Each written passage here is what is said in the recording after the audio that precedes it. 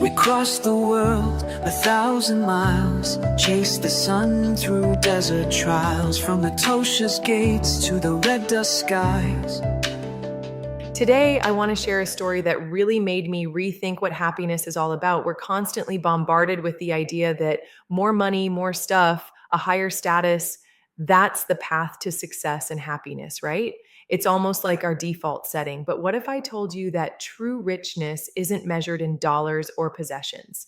I recently came across an incredible travel couple, Sarman and Bahar, who had already explored 121 countries covering all 7 continents and witnessed the extremes of wealth and poverty across the globe, had this long-held dream of visiting Namibia.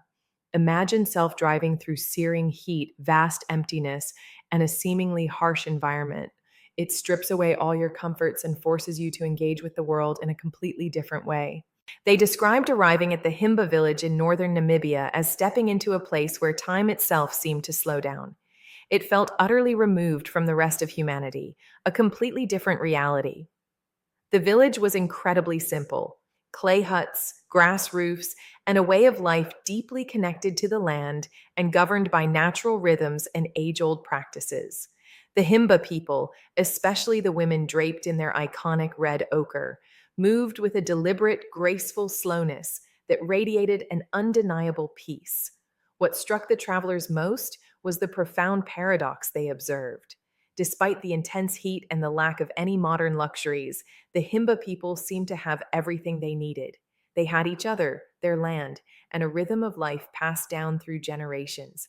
Their lives were rooted in tradition, community, and a deep connection to the world around them.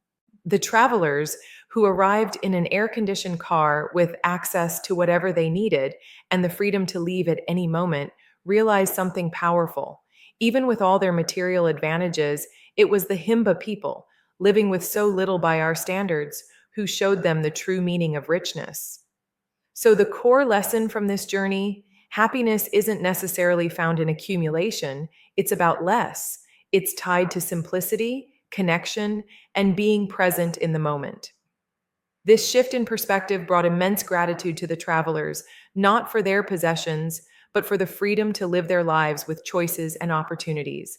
They saw how many people globally don't have that same freedom, yet they still find joy in the smallest things. This story really makes you think, what do you truly value most? Is it the things you accumulate, or is it the love you give, the connections you nurture, and the way you live your life? Maybe the richest lives are indeed the simplest ones. Kalahari silence lies. The road was rough, the heat was high. We asked ourselves the how and why of living where the land is bare, but found a kind of peace out there. No towers tall, no city lights, just starlit songs in firelight.